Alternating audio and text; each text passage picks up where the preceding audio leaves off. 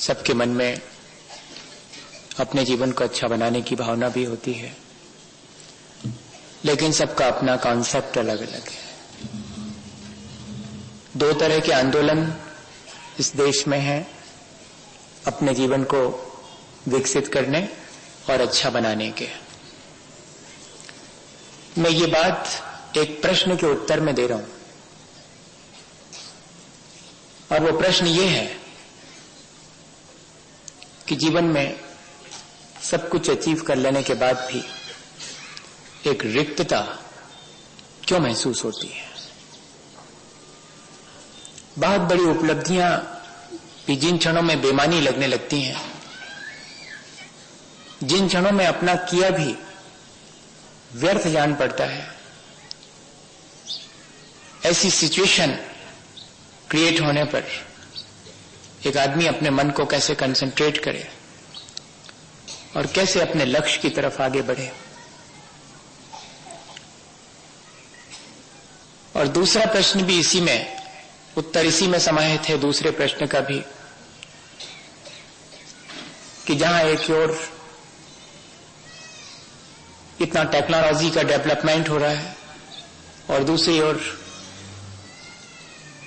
इतनी भव्यता से और धार्मिक अनुष्ठान होने लगे हैं,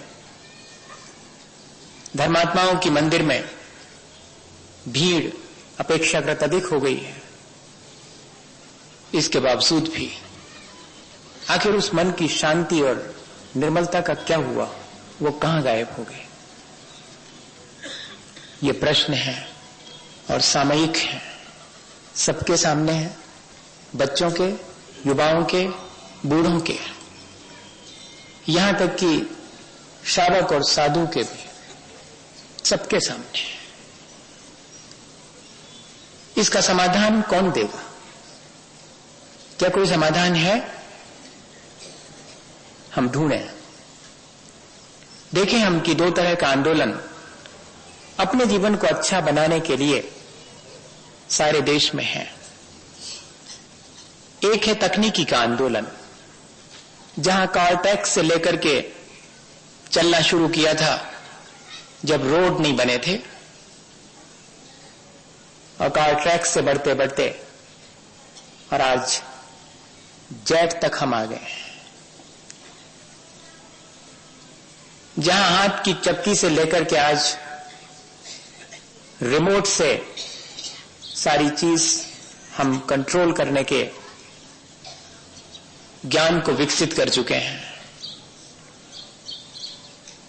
आखिर इतना विकसित हमारा अपना ज्ञान, हमारा अपना सोच हमारे जीवन को निर्मल और शांत क्यों नहीं बना पा रहा है?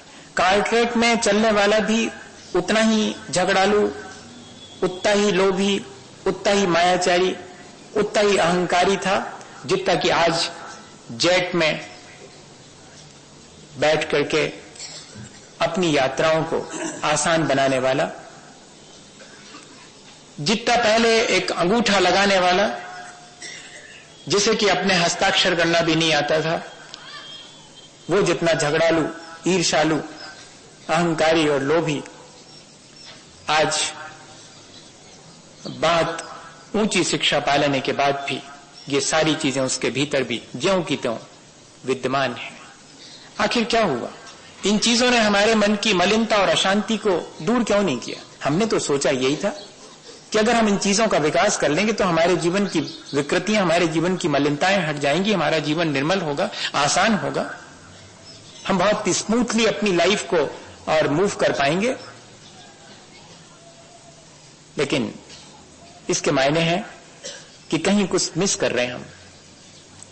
टेक्नोलॉजी डेवलप होने के बाद भी कहीं कुछ मिसिंग है।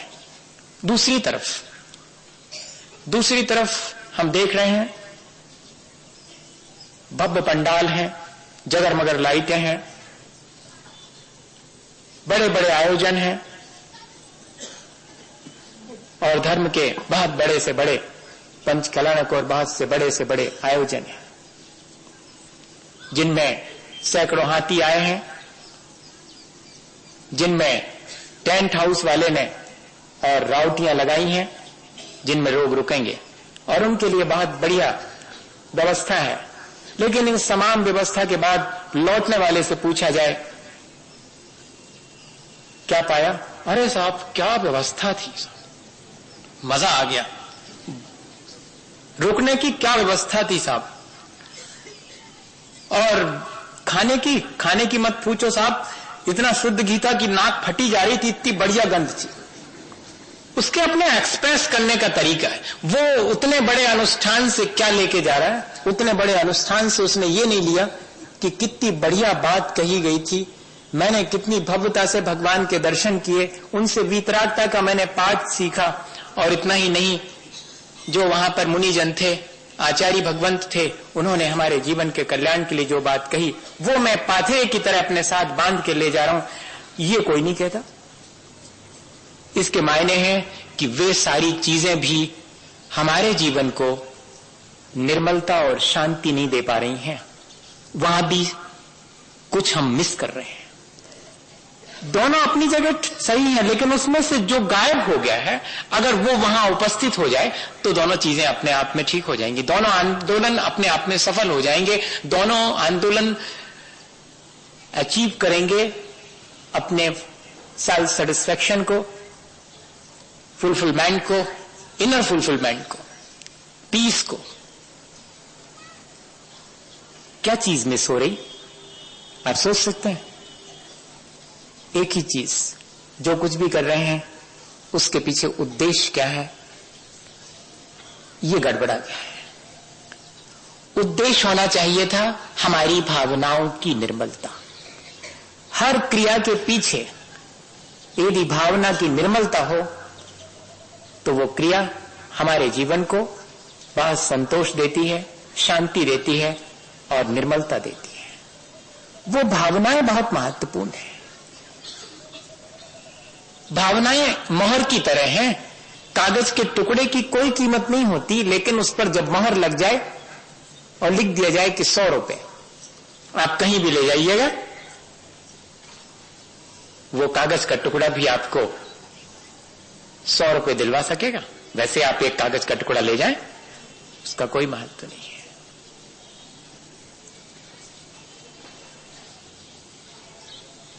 हमारे अपने जीवन में हम देख रहे हैं हमारा बौद्धिक विकास हो रहा है, ठीक है, आईक्यू तो अच्छा होना ही चाहिए। कल जब पर्सनालिटी डेवलपमेंट की बात आई थी तब अपन ने ये समझा था हमारा बौद्धिक विकास, हमारी बौद्धिक क्षमताएं बढ़नी चाहिए और उनका हमें जरूर लाभ लेना चाहिए। लेकिन इसके साथ साथ हमारा भावनात्मक विकास और हमारा आत्मिक विकास भी होना चाहिए। इस पर हमने अभी तक विचार नहीं किया। आईक्यू के साथ कोई ईक्यू और एसक्यू नाम की चीज भी होनी चाहिए? नहीं। इंटेलिजेंसी इमोशनल इंटेलिजेंसी भी हो सकती है, स्पिरिचुअल इंटेलिजेंसी भी हो सकती है।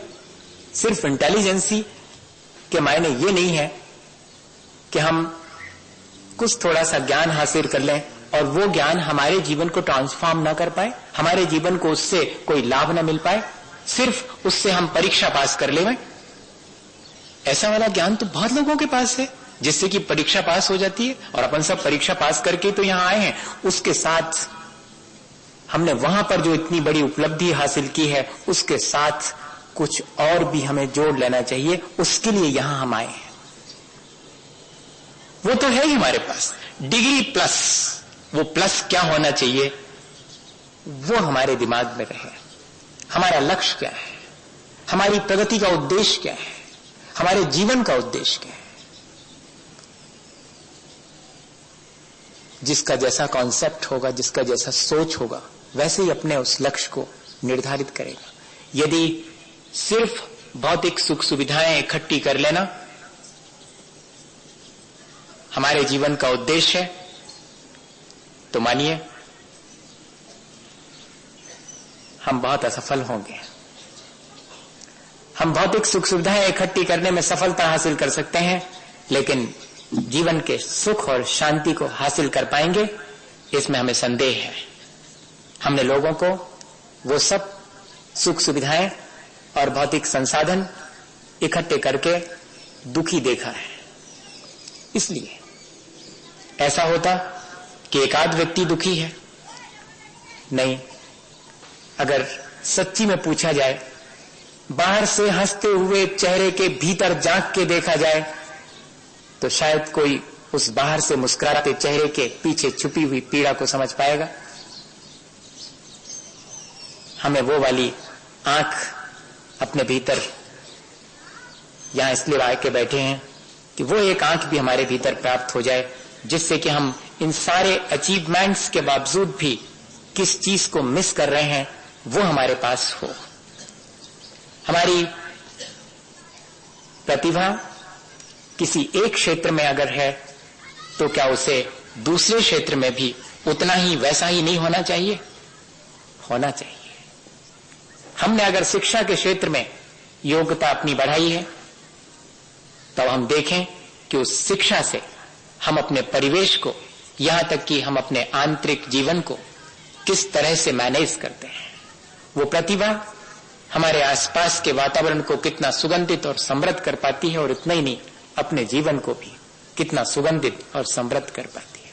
और वो सुगंध और समृद्धि किस बात की है? वो हमारी अपनी भावनाओं की है। जो जितना भावनाओं में रिच है, वो वास्तव में रिच है, वो समृद्ध है, वो उतना ज्यादा सुंदर है। हम सोचते हैं कि चेहरे की सुंदरता शायद किसी कॉस्मेटिक के यूज करने से होगी, लेकिन कितना भी हम कॉस्मेटिक का अपने चेहरे पर सुंदर दिखने के लिए उपयोग कर लें, लेकिन अगर मन गुस्से से भरा हो तो चेहरा बदसूरत मालूम पड़ेगा। कितना भी सजाया गया क्यों ना हो, कॉस्मेटिक्स उसे सुंदर नहीं बना पाएंगे। और अगर चेहरे पर शांति है तो जरा देखिएगा उस चेहरे की सुंदरता, उस चेहरे की सौम्यता।